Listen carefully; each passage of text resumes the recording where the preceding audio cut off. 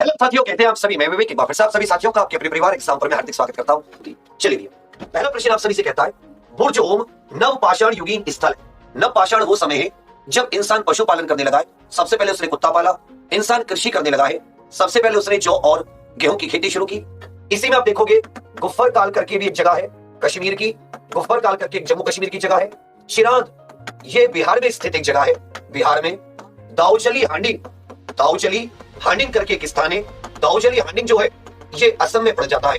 कोल्डिवा ये जगह आप पढ़ते हो, कोल्डिवा अपने उत्तर प्रदेश में पड़ जाता है।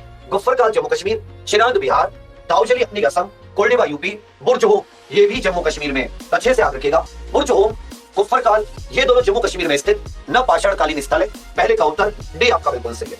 चलिए, Bimbisara was the king of which dynasty? Bimbisara किस वंश का राजा था? बिंबिसार किस वंश का राजा था?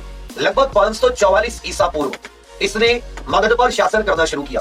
लगभग 544 ईसा पूर्व इसने मगध पर शासन करना शुरू किया। मगध पर शासन करने शुरू किया लगभग 544 ईसा पूर्व। इसके वंश को हरियंक वंश कहा जाता है। इसके वंश को हरियंक वंश के बाद में आया है शिशुनाग वंश।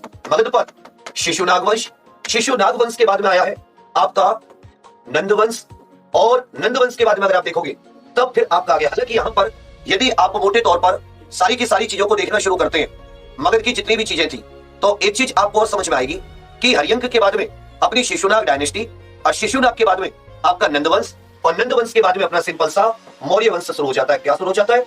मौर्य वंश।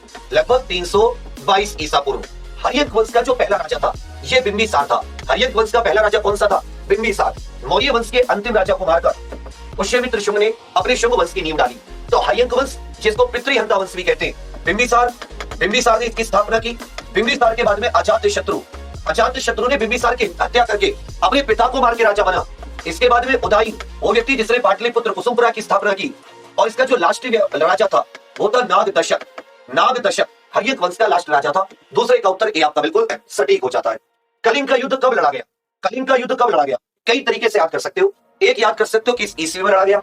एक याद होता है कि अशोक मौर्य वंश का राजा उस समय मगध के सिंहासन पर अशोक के राज्याभिषेक के, जब अशोक राजा बना, उसका राज्याभिषेक हुआ, तो राज्याभिषेक के 8वें वर्ष। पहली बात ये भी याद रखिएगा, यदि इसका वर्णन कहां पर मिलता है, अशोक इसके बारे में कहां पर विस्तार पूर्वक जानकारी देता है, तो 13वें वृत्त शिलालेख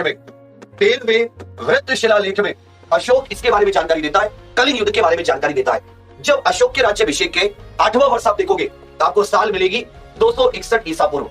यही अशोक है जो लगभग 250 ईसा पूर्व तृतीय बौद्ध संगीति का आयोजन भी करता है। तृतीय बौद्ध संगीति का आयोजन भी पटना में, पाटलिपुत्र में करता है। अच्छे से याद रखिएगा, यहीं पर आप देखोगे 250 ईसा पूर्व तृतीय बौद्ध संगीति। तो कलिंग की जो युद्ध था ये ईयर में देखोगे 261 ईसा पूर्व। इसे वर्णन कहां पर मिलता है? अशोक के 13वें शिलालेख में, अशोक के राज्याभिषेक के 8वें वर्ष। और एक साल में अगर आपको याद रखनी है तो आपको 250 ईसा वर्ष पूर्व तृतीय बौद्ध संगीति का आयोजन भी अशोक के समय पर हुआ था। यह भी आप लोग याद रखें। कथा सरित सागर नामक पुस्तक की रचना किसने की है? कथा सरित सागर नामक पुस्तक की रचना किसने की है? देखिए, कालिदास जी की बात करें तो इनके महाकाव्य हो जाते हैं रघुवंशम, ऋतु संहारम, मेघदूतम, मालविका अग्निमित्रम। ये अग्निमित्र जो है ये पुष्यमित्र शुंग का बेटा था। रघुवंशम, ऋतु संहारम, मेघदूतम, मालविका अग्निमित्रम, इन्हीं का हो जाता है विक्रमोवर्षियम। ये सारे के सारे किसके हो जाते हैं? ये कालिदास जी के हो जाते हैं। ये किसके हो जाते हैं? कालिदास जी के। भास नामक एक प्राचीन लेखक हुए कालिदास से पहले के, स्वप्नवास दत्ता, इनकी रचना हो जाती है स्वप्नवास दत्ता। जयदेव ने गीत गोविंद की रचना की है। अच्छे से याद रखिएगा, सोमदेव नामक विद्वान ने कथा सरित सागर की रचना की है। पूछा, जयपुर के हवा महल की बाहरी दीवारों पर कितनी खिड़कियां, कितने झरोखे? हवा महल की बात करें, ये खेतड़ी के महल की नकल है। खेतड़ी के महल से प्रेरणा प्राप्त करके सन 1799 ईस्वी में जयपुर के राजा सवाई प्रताप सिंह के द्वारा ये 5 मंजिला भवन बनवाया गया।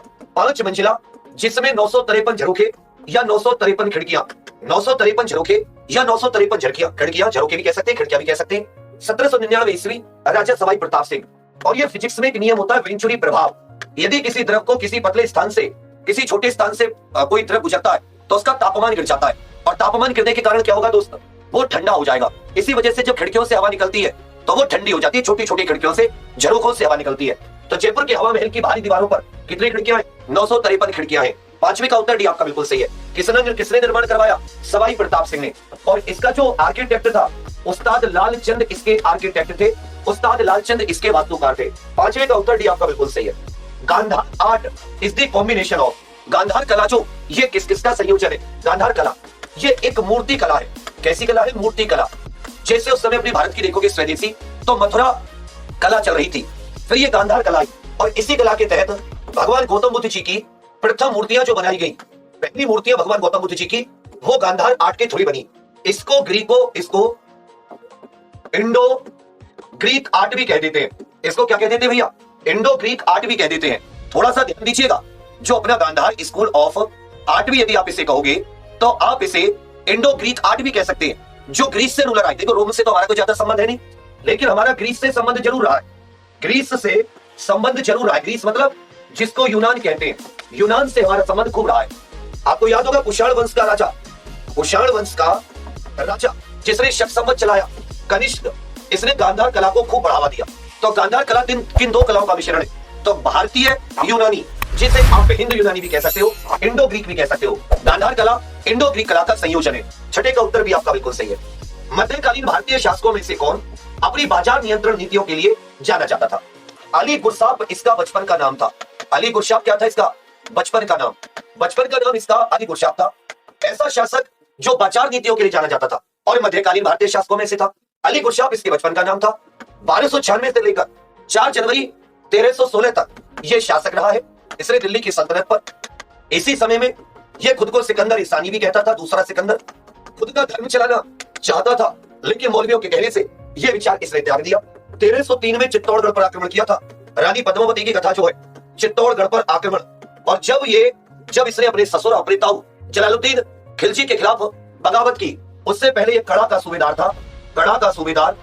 और उस समय यह अवध का सूबेदार भी था, अवध का सूबेदार भी था।